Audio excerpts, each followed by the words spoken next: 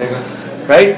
तो reading is essential for doing the research. अगर आप रीड नहीं करेंगे तो आपके पास नॉलेज नहीं आएगी, करंट नॉलेज है क्या। जब आपको करंट नॉलेज का नहीं पता होगा तो आप क्या सजेस्ट कर सकते हो कि भाई इसमें गैप क्या है। समझ में आ रही है बात? इसलिए यू हैव टू रीड। उसमें रीडिंग इतनी ज्यादा है कि आप लोगों को रीडिंग करना आ जाएगी।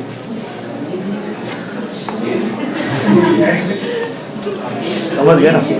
क्योंकि स्कूल की बुक रीड करना कोई और बात होती है और रिसर्च को रीड करना और बात होती है। रिसर्च पेपर्स को समझने के लिए भी एक टाइम लग जाता है। समटाइम्स मैं आपको बताऊं कि सही मानों में रिसर्च पेपर्स समझ में आने लगते हैं जब आप कंटिन्यूअसली 2-3 साल तक रिसर्चेस को पढ़ते रहते हैं। मुख्तलिफ रिसर्चेस को आप जब पढ़ते रहते हैं तब जाके 2-3 साल के बाद एक ऐसा टाइम आता है कि आप कहते हो कि हाँ अब मुझे रिसर्च पेपर सही मानों में समझ में आने लगे। ठीक है ना? फिर आपको पता होता है कि मैं कोई भी रिसर्च पेपर खोलूंगा तो मुझे कहाँ से पढ़ना है। ठीक है ना? किसी भी चीज को शॉर्ट में पढ़ने के लिए टेक्निक्स होती हैं। ठीक है ना? जैसे कि आप लोगों के पास तो बुक में भी टेक्निक होती है ना। बुक पढ़ने की टेक्निक ये होती है कि हम क्या करते हैं, ग्रुप में अपने दोस्तों को मैसेज करते हैं कि भाई मेन हेडिंग कौन सी है। ठीक है ना? इंपॉर्टेंट हेडिंग्स कौन सी है वो बता दो। ठीक है? तो इस तरह जब आप रिसर्चेस को पढ़ते हो तो पढ़ के आपको अंदाजा हो जाता है कि रिसर्च पेपर के अंदर कौन सा ऐसी जगह है जहां से मैं पढ़ूंगा और डायरेक्टली मुझे पता चल जाएगा कि यार ये रिसर्च मेरे काम की है या नहीं। ठीक है ना? राइट? ये रिसर्च मेरे काम की है या नहीं है, इसके ऊपर हम बाद में डिस्कस करेंगे क्योंकि फिर मेरा जो डायरेक्शन है वो चेंज हो जाएगी। ठीक है? उसको मैं चेंज नहीं करना चाह रहा हूँ। ठीक है? टाइप्स ऑफ रिसर्च की हमने बात की थी। हमने आपको बता दिया था प्योर रिसर्च, अप्लाइड रिसर्च। ठीक है? हमने आपको क्वांटिटेटिव एंड क्वालिटेटिव के बारे में भी बता दिया। ये डिस्कस नहीं होता। एक्सप्लोरेटरी, डिस्क्रिप्टिव, स्पेलिंग को सही कर लीजिएगा, ये आता है यहाँ पर। Correlational research and explanatory research. ठीक है ना? Mainly there are 3 types of research by the way, by objectives mainly there are 3. This one is like this one can come somewhere in explanatory or sometimes in descriptive also. ठीक है ना? लेकिन there are mainly 3: exploratory, descriptive and then explanatory. ठीक है ना? पहले इन तीनों को समझाता हूँ, फिर कोरिलेशनल को समझा दूंगा। ठीक है? एक्सप्लोरेटरी रिसर्च के अंदर क्या होता है कि when you want to find out some basic things about a particular topic और पर्टिकुलर रिसर्च एरिया, यानी कि आप सिर्फ क्या एक्सप्लोर करना चाह रहे हो। ठीक है? आप जस्ट किसी भी चीज़ को इन डिटेल अभी सिर्फ मालूम करना चाह रहे हो कि भाई किसी चीज़ के पर्टिकुलर रीजंस क्या क्या हो सकते हैं। ठीक है? या कोई फेनोमेना है, वो फेनोमेना कैसा है, इस तरह बिहेव हो रहा है। ठीक है ना? उसको जब आप मालूम करेंगे तो it is called the exploratory research, यानी कि बिल्कुल सरफेस लेवल पे होती हो। ठीक है? यूजुअली एक्सप्लोरेटरी रिसर्चेस जो होती हैं वो क्वालिटेटिव टाइप होती हैं। ठीक है ना? क्योंकि आपके पास स्टैब्लिश्ड रिलेशनशिप्स वगैरह नहीं होते। जब रिलेशनशिप्स वगैरह नहीं होंगे तो आप क्वालिटेटिव रिसर्च करेंगे। रिलेशनशिप्स वगैरह हो रहे होते हैं, हम एक का इम्पैक्ट दूसरी चीज़ के ऊपर देख रहे होते हैं, तो वहाँ पर क्या होगा, वो तो क्वांटिटेटिव में चली गई। ठीक है ना?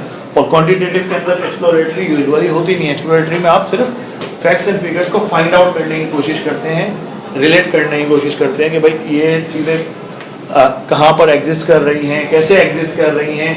ठीक है? Like the existence of things, like the existence of some phenomena, right?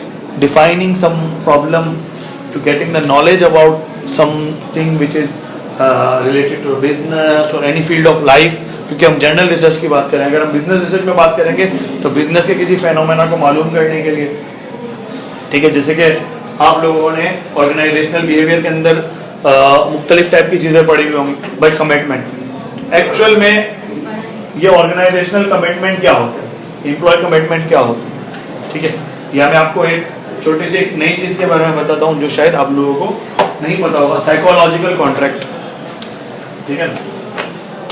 कुछ नया भी तो पता होना चाहिए।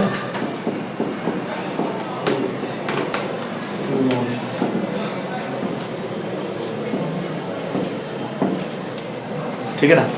एम्प्लॉय साइकोलॉजिकल कॉन्ट्रैक्ट ठीक है ना, what is the employee, how is the employee psychological contract working while he is doing a job, what is employee psychological contract, what is the breach of psychological contract, psychological contract का breach कैसे होता है, ठीक है ना। आप लोगों ने बिजनेस लॉ के अंदर कॉन्ट्रैक्ट्स भी पढ़े होंगे और ब्रीच ऑफ कॉन्ट्रैक्ट भी पढ़ा होगा, लेकिन there is also a contract which is called the psychological contract. ये क्या होता है, जैसे कि एम्प्लॉय के जहन में एक चीज़ होती है कि यार जब मैं इस ऑर्गेनाइजेशन को ज्वाइन करूंगा तो मुझे यहाँ से ये चीज़ें मिलेंगी, मुझे सैलरी मिलेगी, ठीक है ना, सेटिस्फेक्शन, तो सेटिस्फेक्शन का इम्पैक्ट, सेटिस्फेक्शन पे साइकोलॉजिकल कॉन्ट्रैक्ट का इम्पैक्ट आता है, वो हम बात करें। Psychological impact, psychological contract is also one of the factor of the employee job satisfaction by the way, ठीक है ना।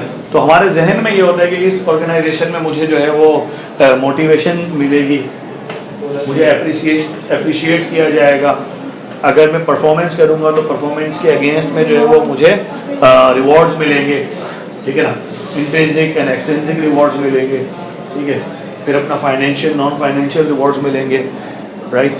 तो ये सब चीज़ें आपके जहन में होती है, लेकिन जब आप परफॉर्म करते हैं और उसके अगेंस्ट में जो आप डिजर्व करते हैं वो आपको नहीं मिल रहा होता है, तो फिर हम क्या कहते हैं कि हमारे साइकोलॉजिकल कॉन्ट्रैक्ट जो है उसका ब्रीच हो गया, ब्रीच ऑफ साइकोलॉजिकल कॉन्ट्रैक्ट। हमने जो माइंड बनाया था अपनी ऑर्गेनाइजेशन में आने के साथ, वो हमारे ख्वाब जो है वो तबाह बर्बाद हो गए। जैसे कि स्टूडेंट आते हैं यूनिवर्सिटी में एडमिशन लेते हैं तो वो ये समझते हैं कि हम यूनिवर्सिटी में जाएंगे, जैसे कि हम अक्षय कुमार की फिल्म देखते हैं, ठीक है ना, वैसे ही हम करेंगे यूनिवर्सिटी के अंदर, ये होगा जहाज बना के उड़ाएंगे, ये करेंगे, तो ऐसा कुछ नहीं होता, ठीक है ना, राइट। फंस जाते हैं कि बंदे के हाथ में सब कुछ होता है, जो टीचर होता है जिसको चाहे, ठीक है ना। अच्छा, रिकॉर्डिंग हो ओके जी। देन डिस्क्रिप्टिव, डिस्क्रिप्टिव में क्या होता है, देखिए यहाँ पर होता है, यहाँ पर आपने क्या किया कि किसी फेनोमेना को सिर्फ जानने की कोशिश की भाई ये होता क्या है। डिस्क्रिप्टिव में phenomena is already known, now you are defining it, इसको आप मजीद डिफाइन कर रहे हो तो डिस्क्राइब कर रहे हो तो, ठीक है ना।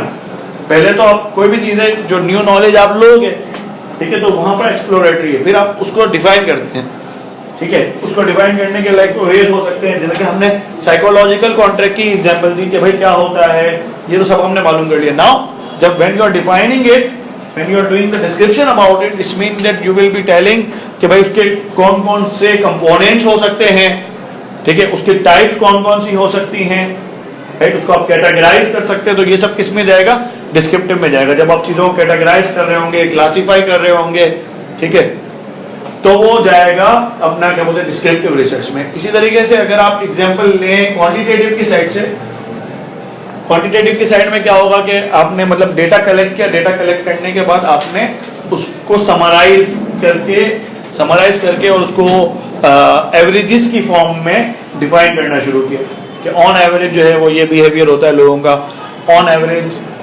इस चीज का इम्पैक्ट इस तरह हो सकता है, like you are just trying to give the summarise information, right. तो फिर वो क्या होगी, डिस्क्रिप्टिव रिसर्च होगी। You are trying to describe by collecting the data from many people, then you are trying to describe a phenomena, right, it is called the descriptive research, ठीक है।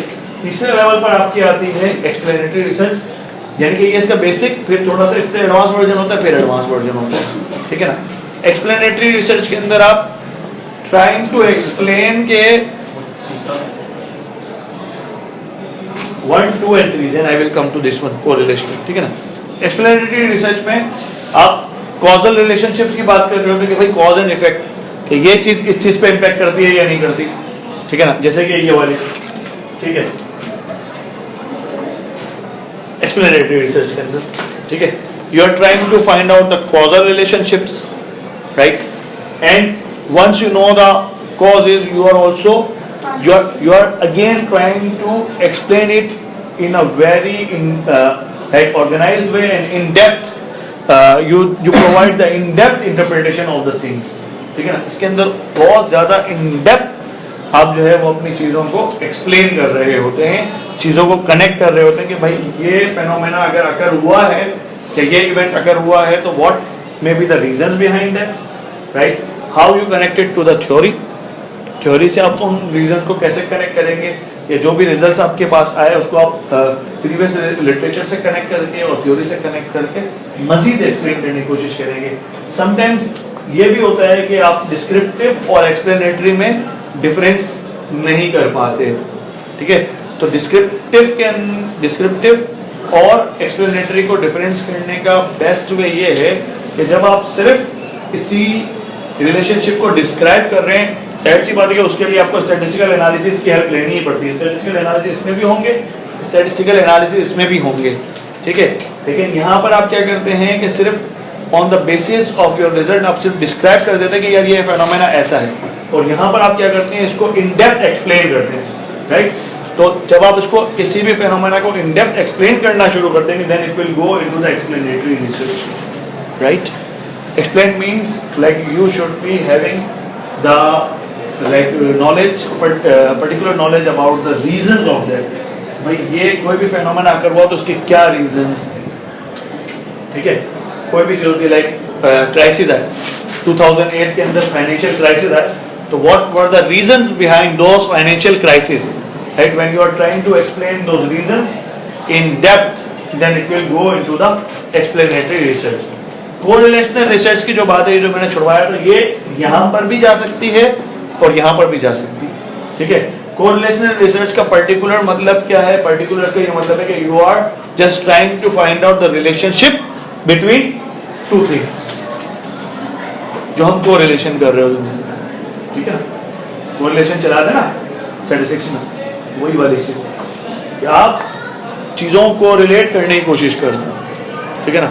Correlational research particularly क्यों कहा गया? क्योंकि हम इसमें relationship की बात कर रहे हैं। रिलेशनशिप जब मौजूद होगा तो कोरिलेशन होगा, राइट। अगर रिलेशनशिप की हम बात नहीं कर रहे, स्टैंड अलोन चीजों की बात कर रहे हैं, तो वहां पर कोरिलेशन का कोई काम नहीं है, ठीक है ना। There are the stand alone things. Stand alone भी तो होती है ना चीजें, हम मतलब कोई फेनोमेना फाइंड आउट करना चाह रहे हैं, तो it is just a phenomena, we are not connecting it with any event, any other thing, any other factors, so then there is no correlation, फिर वहां पर कोरिलेशन नहीं है, राइट। तो इस वजह से कोरिलेशनल रिसर्च को यहाँ पर जो है वो एक अलग से लिख दिया गया है। लेकिन मेनली जो है वो आप पढ़ेंगे, जब भी इंटरनेट पे पढ़ेंगे या बुक्स पे पढ़ेंगे, तो मेनली आपको तीन मिलेंगी। एक्सप्लोरेटरी, ठीक है, जिसमें हम बेसिक सरफेस लेवल की चीज़ों को मालूम करने की कोशिश करते हैं। Descriptive, when you are trying to describe the phenomena. Explanatory, when you explain the phenomena in